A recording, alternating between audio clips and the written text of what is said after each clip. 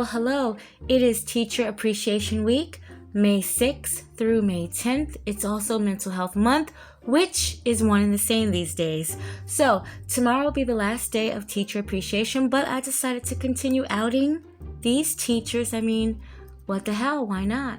So the first one is Olivia Ortz. She's 26 years old.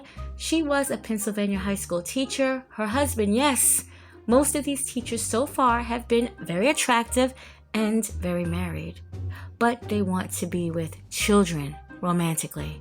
Her husband found messages from a female student on her phone and reported her. She was messing around, SAing a female student. The police told her to turn herself in, but she thought it was all just a big joke, and she actually went and sung at a local concert that she was in. The police issued a warrant.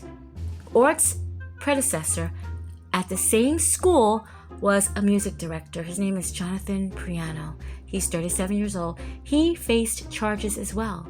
He was inappropriately talking to young students there, and he was also involved in feet. Yep, he had a foot fetish. So he was actually under investigation. But back to Ortz. Her female student would go to Ortz's home, and they would snuggle, and they would have sex in her bedroom. Even after all the charges were filed and Ortz was bonded out on a $150,000 bond, the teen's father had taken away her phone with 100 messages in a 2-day period of them two still communicating. The teen confessed that the two were seeing each other and they were in love and no one could stop them. I actually added that last part in, no one could stop them, but it seems very dramatic. After all, she was a teenager.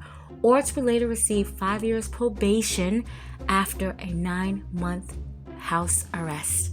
I wonder if she was home with her husband, and even if she still has a husband. Now, Priano was sentenced to 11 to 22 months in prison, 3 years supervised probation, and he has to register as a sex offender. It turned out that he was doing a little bit more than tickling feet. He had several students that he had SA'd. And his ex-wife, that's right, his ex-wife, she wasn't having it. She testified in court against him. Rebecca Kilps, 34 years old, was planning on leaving her husband after the 17-year-old boy graduated. She was SAing him. But her husband found the text messages first. She even had sex with this teenager in her home. Now, she was sentenced to 6 years on probation after 9 months jail time. Now, I'm not sure if the husband stayed with her, not at all. And certainly, all these teachers have lost their teaching licenses and more than likely have to register as a sex offender. Is it really worth it? Apparently it is, because they just won't stop at all.